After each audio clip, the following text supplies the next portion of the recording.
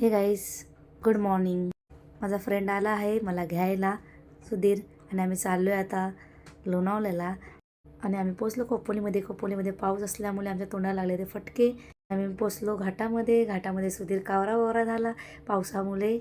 मग आम्ही थांबलो खंडाला घाटामध्ये आणि तिकडे धुक्याने एवढं धुके होते की आम्हाला समोरच्या गाड्याही दिसत नव्हत्या आणि माझी गाडी मस्तपैकी शांत उभी होती. मग मी ठरवलं माझ्या गाडीसोबत मला फोटो काढायचे होते. माझी गाडी मस्तपैकी आणि मी एकदम एन्जॉय करत वातावरण. मग आम्ही पोचलो आमच्या माऊलीकडे म्हणजे एकविराईकडे. हा एकविराईचा प्रवेशद्वार. मी सुधीरला म्हटलं मला व्हिडिओ काढायचा आहे, स्लो चालव जरा गाडी. पायऱ्या चढताना सुधीरला लागला दम.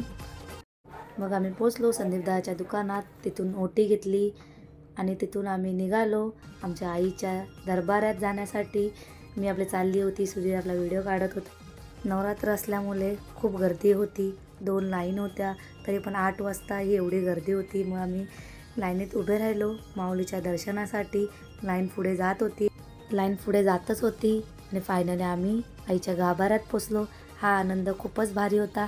मग माऊलीचं दर्शन झालं. नंतर आम्ही खालच्या मंदिराजवळ आलो, तिकडे दर्शन घेतलं. इथेही समाधान झालं. माऊलीचं दर्शन खूप चांगलं झालं. मग आम्ही परतीचा प्रवास घेतला मुंबईकडे येण्यासाठी. तुम्हाला हा मिनी व्लॉग आवडला असेल तर प्लीज सबस्क्राईब आणि लाईक शेअर करायला विसरू नका.